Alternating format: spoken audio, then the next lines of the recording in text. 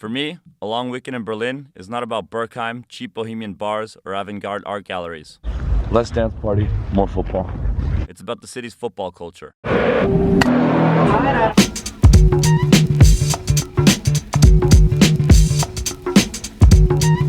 Germany was divided by East and West for nearly 50 years.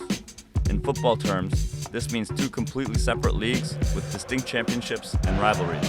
This created double the history, creating communities that fuel incredible atmospheres, from the top to the regional leagues. And like I say, there's no better place to see this in the German capital. And so, we're in Berlin right now. We've got 4 games, 4 days, most in the German lower leagues. Berlin's an incredible footballing city. This weekend we saw 4 games, but with more time, we could have seen all of these. Tonight we're heading off to see Hertha Berlin against Zorya, a team from Ukraine. Me and Ali Stees walking through the city.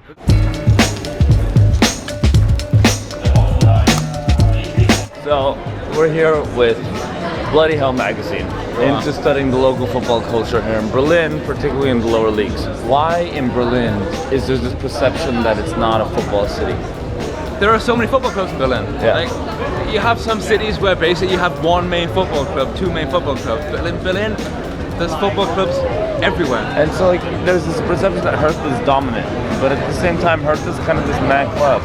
Exactly, because you have one set of fans to focus on it rather than one small group. But if you live in one small area, that your local football club of like 100 or 10 or 5 people, that's your local football club. So people don't care about Hertha. It's all based on community. Exactly.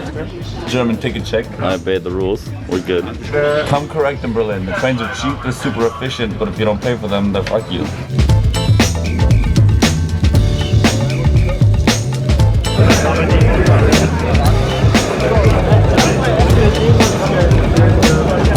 Look at the glory of this thing. Here at a game in Berlin, you've got the most amazing football stall. You've got pins on pins on pins because they appreciate football culture. Hats on hats. The whole thing is a celebration of football culture in and of itself. This is what it looks like when you're having to piss in the middle of a forest in Germany. Berlin's Olympic Stadium is something to behold. It's fucking spectacular.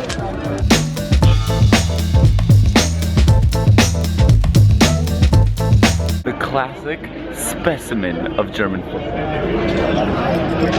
Classic, the jacket, the scarves on the hands, the classic tradition of German football aesthetic. Green light.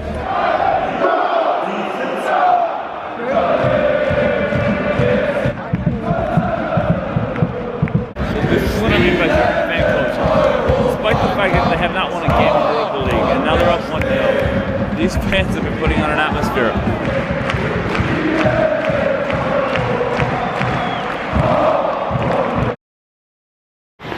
There's no one dominant club, right? Even Hertha Berlin, who's tried to for years. Last night we saw, they don't pack out a stadium and they still had a chance in Europe. They still do now. What makes the football culture of Berlin something kind of unique? Because there's this idea that it doesn't have a football culture. The problem is maybe that we're not that successful, but at least the clubs, they exist. Like Hertha Berlin, it exists for 125 years. They're just not as spectacular, but it exists. And on the other hand, you have like ethical clubs, which is quite a thing in Germany. Like there's the Turkish clubs, the Greek clubs, all those communities have their own small football clubs, playing all together in the non-league.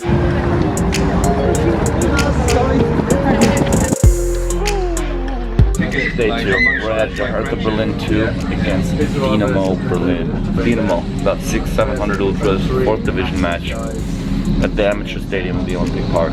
Should be a good one. Someone said Berlin's not a football city. Get out of town. Nobody's there responsible for responsible. So many perfect, pristine football pitches everywhere. And they wonder why Germany just cannot stop winning. So we've just entered the ground, guys. The game just got started. It's the thing we marveled at. Check this out.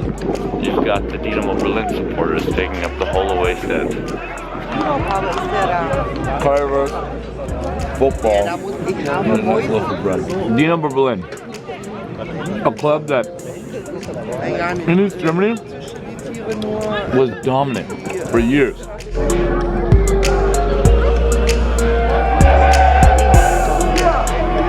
Alright guys, we're just walking out of the other end. Check out what it's like with the people. Don't worry, this is satire. They don't actually eat babies. Here in the 4th league, you go out to the Olympic Park, you go see a club like Dynamo, who has all kinds of history, who's proud of being from East Berlin. The division's still there, they're still singing fuck off, we're from East Berlin. But they're relegated to these lower leagues. A culture exists, a tradition exists. In a city where the Olympic Park is as far away and spread and divided, these fans still come out and on a Friday night show amazing support.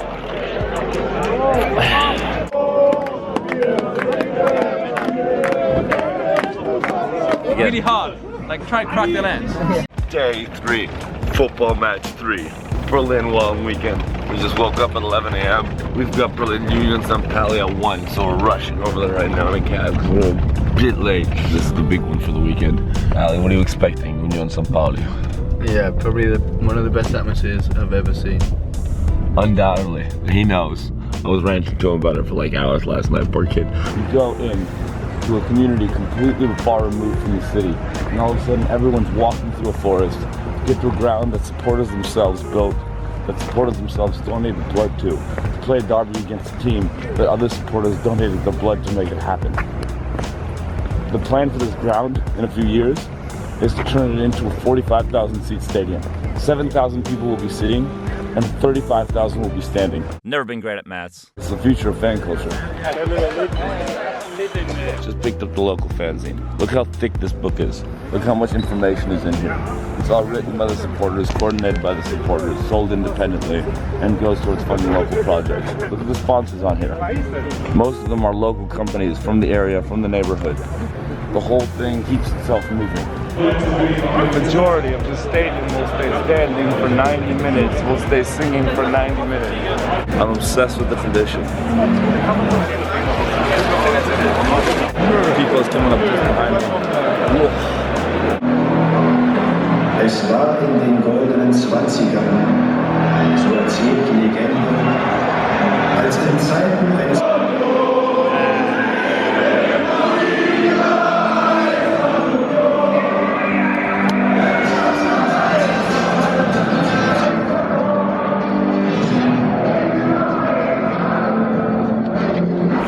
Don't pee here.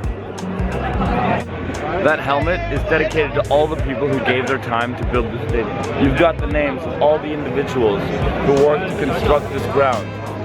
The community that exists at Union and the way that people have come together. I've had people here tell me that when they die, the last thing that they'll be remembered for in their lives is being a part of this.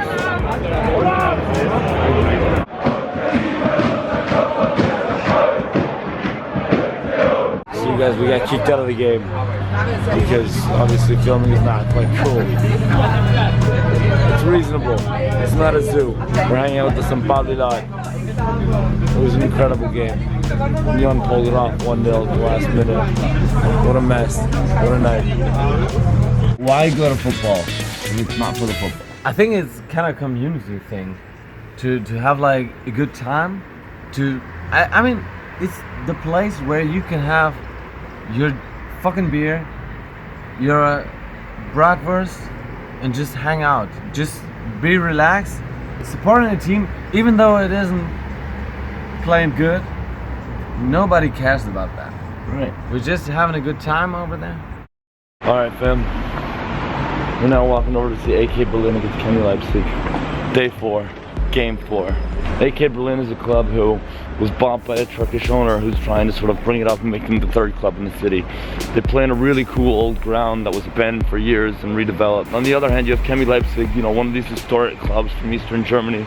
They're obviously of the chemical plant of Leipzig. And here we are, another football ground surrounded by other football grounds, another incredible piece of sporting infrastructure. It's really spectacular. This is a 4th division club. It feels super informal, it feels super light, it feels super easy. But again, it's teams with a history. I'm sure.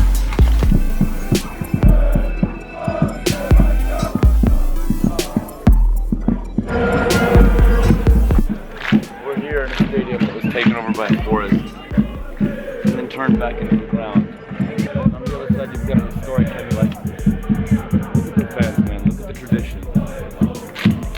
From 2 hours away to play a 1 o'clock game on Sunday. The heart of it still lies in supporters expressing themselves, singing, laying out messages, and waving their flags, and being part of the space in the community. That's why German football is so good. And that's what makes Berlin a real football town. That you have this happening every single week.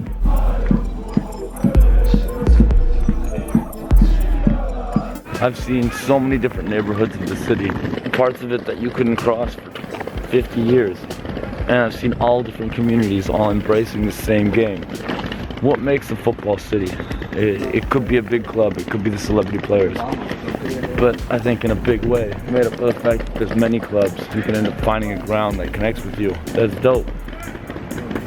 That's the dream.